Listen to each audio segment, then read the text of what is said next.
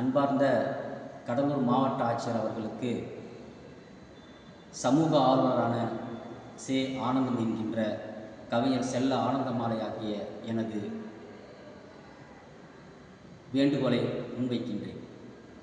கடலூர் மாவட்டம் ஸ்ரீமுஷ்ணம் தாலுகா கார்மாங்குடி கிராமத்தில் ஆதிதிராவிட மக்களுக்கு கடந்த 2003-2004 ஆண்டுகளில் வழங்கிய இலவச வீட்டு மனைப்பட்டாவில் 34 மனைப்பட்டாக்கள் மீதம் இருப்பதாக கூறி அது சம்பந்தமாக பயனாளிகளின் பட்டியல்களை தயார் செய்து நான் தொடர்ந்து மக்களுக்காக பட்டா வழங்க சொல்லி போராடி வருகின்றேன். இந்த நிலையில் எனக்கும் ஒரு பட்டா வேண்டும் என்கின்று நான் கேட்டுக்கொள்கிறேன். ஆனால் கடலூர் மாவட்ட ஆட்சி நிர்வாகம் என்ன சொல்கிறது என்றால், வருவாய்த்துறை நிர்வாகம் எனக்கு வீடு இருப்பதாகவும் நிலம் இருப்பதாகவும் கூறி தொடர்ந்து பதில் வழங்கி வருகிறார்கள். நான் மாவட்ட ஆட்சியர் அவர்களை பார்த்து கேட்பது என்னவென்றால், எனக்கு வீடு நிலம் இருந்தால் அதை அளந்து எனக்கு அத்து காட்டுங்கள். ஏனெனில் நான் ஒரு வங்கியில் போய் கடன் கேட்டாலும் என்னுடைய சொத்து மதிப்பை கேட்கின்றார்கள். ஊராட்சி ஒன்றிய நிர்வாகத்தில் போய் எனக்கு வீடு வேண்டும் என்று கேட்டாலும், உனக்கு நிலம் இருந்தால், உன் பெயர் நிலம் இருந்தால், இடம் இருந்தால் கொண்டு வாருங்கள், உங்களுக்கு நாங்கள் வீடு தருவோம் என்று சொல்கிறார்கள். ஆனால் எனக்கு இங்கே பட்டா இல்லை என் பெயரில். ஆக இதை நான் எப்படி புரிந்து கொள்வது? மாவட்ட ஆட்சியர் அவர்கள் எனக்கு நிலம் இருக்கு, வீடு இருக்கு, அதனால் உங்களுக்கு பட்டா வழங்க இயலாது என்றும், ஏற்கனவே உங்கள் குடும்பத்தில் ஒருவருக்கு பட்டா வழங்கியிருக்கிறது என்று கூறி என்னை பட்டா வழங்க இயலாத தகுதி இல்லாதவர் என்று பதில் வழங்கி வருகிறார்கள். நான் கேட்கின்றேன், ஏற்கனவே பட்டா வழங்கிய நபருக்கு என் குடும்பத்தில் யாருக்கோ வழங்கியிருப்பதாக சொல்கின்றீர்கள். அது 2003-2004 கொடுத்த மனப்பட்டாவிற்கும் 2026-2025 நான் போராடி கொண்டிருக்கின்றேன். 20 வருடங்கள் கழித்து நான் கேட்கின்றேன். ஒரு தலைமுறையே கடந்து விட்டது. எனக்கு குழந்தைகள் இருக்கின்றன, எனக்கு 4 பெண் குழந்தைகள் இருக்கின்றன. எனக்கு நான் பட்டா கேட்டால் உங்கள் வீட்டில் ஒருவர் கொடுத்தாச்சு, எனக்கு போன மாதம் கொடுத்த மாதிரி மாவட்ட ஆட்சியர் பதில் வாங்கிட்டுருக்கார். இது எவ்வளவு ஒரு கேவலமான புரிதல் என்பதை இந்த சமூக ஆர்வலும் சரி, அரசியல்வாதிகளும் சரி, மாவட்ட நிர்வாகம் சரி புரிந்து கொள்ள வேண்டும். போன மாதமாக பட்டா கொடுத்தீங்க, 2003-2004 கொடுத்த பட்டா இப்போ 2025-2026 நான் கேட்குறேன். கிட்டத்தட்ட 20 வருடங்கள் கழித்து நான் பட்டா கேட்குறேன். என் வீட்டில் ஒரு பட்டா கொடுத்தாச்சு, உங்களுக்கு பட்டா கொடுக்க முடியாது. உங்களுக்கு வீடு இருக்குது, நிலம் இருக்குது, உங்களுக்கு பட்டா கொடுக்க முடியாது. அப்போ வீடு நிலம் இருந்தால் எனக்கு அத்து காட்டி அளந்து காட்டுங்க. அது ஏன் யோக்கியது இல்லை? வருவாய்த்துறை அதிகாரிகளுக்கு யோக்கியது இல்லையா? அப்போ அது எனக்கு பட்டா காட்டுங்க. என்னை பேங்கில் போனால் லோன் தர முடியாதுங்கிறான், சொத்து மதிப்பு கேட்குறான், வீடு ஆளுநருக்கு போட்டால் உங்களுடைய இடத்த காட்டுங்க, வீடு தரேன் அப்படிங்கிறாங்க.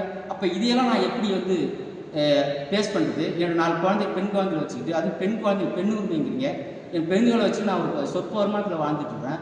எனக்கு என்னமோ ஒப்பவுண்டு சொத்தை தர மாரி ஆதிதிராவிட என்னுடைய முப்பாட்ட பாபா சாஹிப் டாக்டர் அம்பேத்கர் எனக்கு கொடுத்த சட்டத்தின்படியில் நான் ஆதிதிராவிட மனப்பட்டாக்கிறேன். என் தெருவில் இருக்கிற மனப்பட்டாக்கிறேன், பரத்தெருவில் இருக்கிற மனப்பட்டாவை எனக்கு கொடுங்கன்னு அரசு கேட்குறேன், கெஞ்சுறேன். இப்படி கெஞ்ச வைக்கிறது அவங்களுடைய பணி. இதுக்காக நீங்கள் ஐஏஎஸ் படிச்சுட்டு வந்தீங்க? இதுக்காக நீங்கள் ஐஏஎஸ் வந்தீங்க? இப்போ தொடர்ந்து எனக்கு பட்டா இருக்குது, நிலம் இருக்குது, பட்டா இருக்குது, நிலம் இருக்குன்னு சொல்லி எனக்கு பட்டா வாங்க முடியாதுங்கிறீங்க. அப்போ அதை அளந்து அத்து காட்டுங்க, தர முடியாதுங்கிறீங்க. உங்கள் குடும்பத்தில் ஒருத்தர் கொடுத்தாச்சுங்கிறீங்க. 2003-2004 கொடுத்துருக்கோம், 2025 20 வருஷம் வச்சு நான் கேட்குறேன். அப்போ எந்த வகையில் நான் அப்போ இது வருவாய்த்துறை அதிகாரிகள் ஏதோ திட்டமிட்டு யார்கிட்டையும் லஞ்சம் வாங்கிட்டு, இல்லை ஏற்கனவே ஏதோ இது ஒரு திட்டமிடல், நான் இது தொடர்ந்து மனு கொடுத்துட்ருக்குறேன் பட்டா கொடுக்க சொல்லி. இது சம்மந்தமாக நான் போராட்டம் அறிவித்து அதை மாவட்ட ஆட்சியர் அவர்களும் காவல்துறை அதிகாரிகளுக்கும் தெரியப்படுத்துகிறேன். அப்போலாம் கூட என்ன இதுவும் பேசலைங்க. நான் குடிசை போட்டு குடிப்புக்கிற நேரத்தில் வருவாய்த்துறை கார்மாங்குடி வருவாய்த்துறை அதிகாரிகள் விஜயகுமார் அவர் அவங்க கிராம உதவியாளர் ஷீலா எல்லாருமே கலவரம் பண்ணுறாங்க. அப்போ நான் ரவுடிசம் பண்ணுறேன்னா அப்போ என் உரிமை கேட்குறது நான் தப்பா? என் உரிமைக்காக நான் போராடுறது தப்பா? நான் என்ன கேட்குறேன்னா, மாவட்ட ஆட்சியர் அவர்களை எனக்கு வீடு இருந்தால் அளந்து அத்து கொடுங்க, இதான் உன் பட்டா, இதான் உன் இடம் காட்டுங்க. இப்போ கோர்ட்டில் வழக்கு இருக்குது, நாளைக்கு ஹியரிங், எனக்கு நாளைக்கு 18/2/2026 நாளைக்கு ஹியரிங் இருக்குது, பாருங்க. இந்த சொத்து சம்மந்தமாக கேஸ் போயிட்டு. அப்போ நான் வீடு கட்டினேங்கிறீங்க, என் வீட்டை பாருங்கள். 40-50 வருஷம் வீடு கட்டணும், மழை வந்தால் ஒழுகுது, வெயில் வந்தால் ஒழுக்க முடியல. என் குழந்தைங்க பாருங்கள், என் குழந்தைங்க கேளுங்க. அப்போ இது எவ்வளோ ஒரு ஃப்ராட் தான். அப்போ என்ன திட்டமிடலாம் நீங்கள் வருவாய்த்துறை அதிகாரிகள் என்ன திட்டமிட்டு நான் என்ன ஒரு தீவிரவாதியா? அப்போ ஏன் ஒரு தனி மனிதனை, ஒரு தலித்தை ஒரு ஆதிதிராவிட ஒரு சமூகத்தில் பட்டியலினத்துக்காரனை, ஒரு சமூக ஆர்வலரை, ஒரு பத்திரிகையாளரை, ஒரு எழுத்தாளரை இந்த அளவுக்கு நீங்கள் போட்டு நாசம் பண்ணுறீங்க. அப்போ இதுக்காக நீங்கள் ஐஏஎஸ் படிச்சு வந்தீங்க, மாவட்ட ஆட்சியராக வந்தீங்க, இதை ஏன் ஆய்வு பண்ண மாட்டேங்கிறீங்க? இது யாரோட தப்பு? 25 வருஷமும் பட்டா கொடுக்கறது யாரோட தப்பு? அரசு தப்பா, மக்கள் தப்பா? நீங்கள் 20 வருஷம் பட்டா கொடுக்காம நீங்கள் நியாயப்படுத்தீங்க, மக்கள் பட்டா கேட்டால் தப்புங்களா?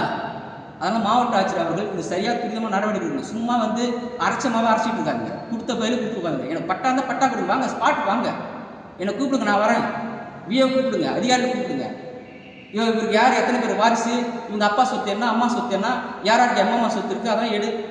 எப்படி இவர் பட்டா மேலே பட்டா எங்கள் காட்டு, இவர் எப்படி வாழறது, இவர் 4 குழந்தை வச்சுருக்கிறாரு, இவர் எப்படி சமூகத்தில் வெளில வருது, இவர் எப்படி வாழ்வாதார பிரச்சனையை கையில் எடுக்குது, லோன் போட முடியலங்கிறாரு, இப்போ வீடு கிடைக்கலங்கிறாரு.